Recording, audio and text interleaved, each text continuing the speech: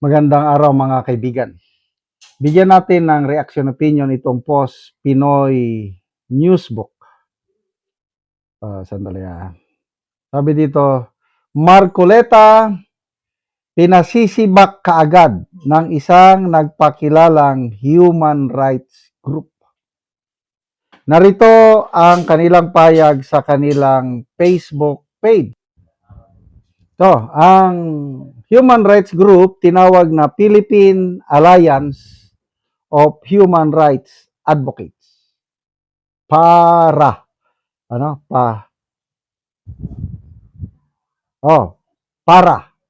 Philippine Advocate of Human Rights, Philippine Alliance of Human Rights Advocates. Ito ang payag. Para strongly condemn the election of Senator Rodante Marcoleta as chairperson of the Senate Committee on Justice and Human Rights, calling the appointment a blatant insult to victims of human rights violations and their families. A Committee on Justice and Human Rights should never be led by a staunch ally of human rights violators. Sabi ng Secretary General of PARA, you do not deserve to sit in a position meant to defend rights and accountability when your political record is consistently protected impunity and attack institutions seeking justice. Ang sinasabi nila siguro na is dahil Maka Duterte itong si Senator Marcoleta, kaya ayaw nila. Para pointed to Marcoleta's move in 2017 to slash the budget of the Commission on Human Rights to only 1,000 pesos after the agency investigated killings linked to the Duterte administration's bloody war on Polvoron. The group also condemned Marcoleta's repeated dismissal of Polvoron war killings as mere collateral damage and his rejection of international accountability efforts, including the International Criminal Court's investigation into possible crimes against humanity.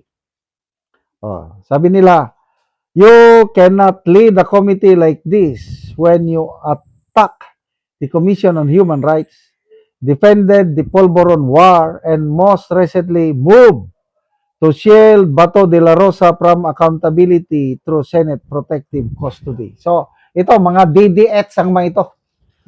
Expected na yan. Para, said Marcoleta's recent move to place Senator Bato de la Rosa under Senate Protective Custody amid ICC proceedings further proves that his appointment is about protecting political allies rather than defending justice and human rights. The group warned that Marcoleta's appointment reflects a dangerous form of institutional capture, where institutions meant to regulate abuses and uphold accountability are instead being occupied and controlled by those aligned with the very violations they are supposed to investigate. Sabi nila, your record shows that you were never concerned about victims, accountability, or human rights. Yan ang sabi ng PARA. PARA firmly demanded that Marcoleta immediately relinquish the position or for the Senate leadership to remove him from the committee chairmanship. The Senate Committee on Justice and Human Rights cannot become a safe place for enablers of impunity. If the Senate is serious about justice and accountability, Marcoleta has no place leading that committee. Okay. So, sige. Karapatan nyo yan na manawagan. Kailang hanggang panawagan na yan. To me, Senator Marcoleta is one of the best defenders of human rights and justice. Kahit nung congressman pa siya, nakita ko na yung kanyang galing, malasakit sa mga ordinaryong mamamayan. Una kong napabilib sa kanya, yung hearing ba nun, yung franchise ng ABS-CBN, ang galing niyang magano. Ang daming nabulgar na kalukuhan pala ng ABS-CBN, hindi nagbabayad ng buwis, mga empleyado nila, hindi inaasikaso, mga ganon. Kaya, doon siya unang sumikat. And then, pagkatapos niyan, yung mga investigasyon noon sa Kongreso, sa mga kapalpakan ng mga kapulisan, o kahit anong kapalpakan, shining ang performance ni Senator Marcoleta. Ang galing niya magtanong. Lalo na, noong naging chairman siya ng Blue Ribbon Committee, malapit nang matumbok ang mga mastermind, kaya bigla siyang tinanggal. Sabi nga niya, yung Senate kudita noong last year, ang talagang target is siya as chairman ng Blue Ribbon. Kaya lang dapat tanggalin din nila si Senator Escudero para matanggal din si Marcoleta at nagtagumpay sila. Ngayon, bilog ang mundo. Gumulong ang palad.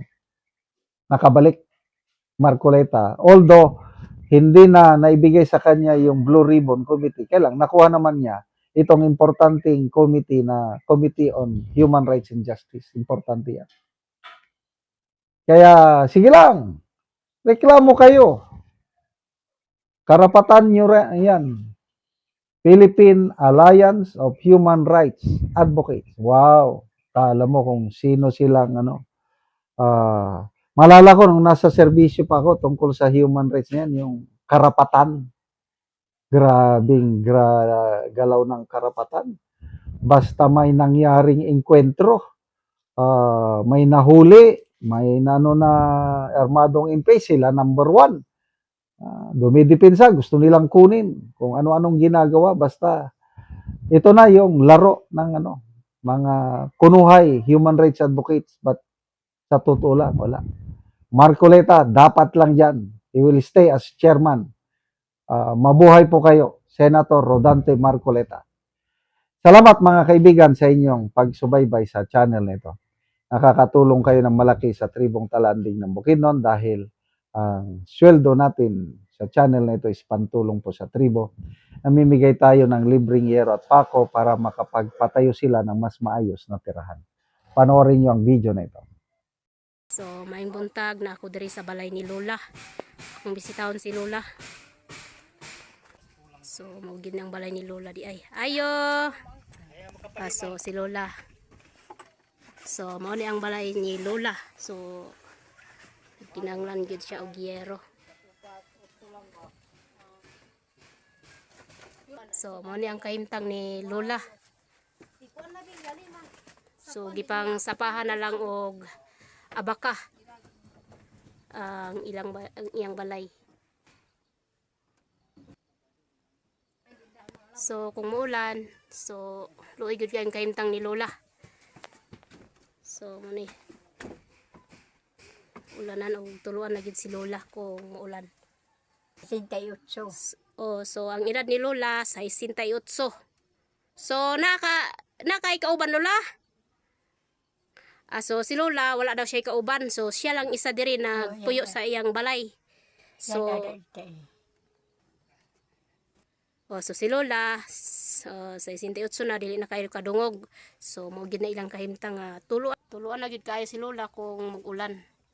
Ginoo kay hatagan ko. So si Lola, senior na siya. Bantay ka.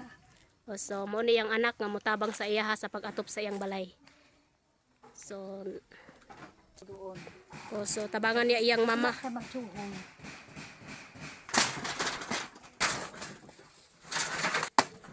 So, gitabangan sa iyang anak ang iyang mama sa pag-atiman kay balo na si Lola.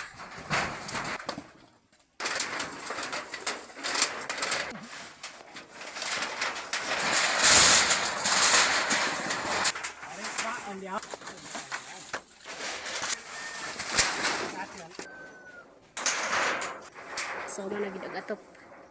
So managyod nindot na tayo di na gituluan si Lola sa iyang balay. Humanagid og atop. Mata Ginoo kay nakaatop ko. Sige nay, salamat po.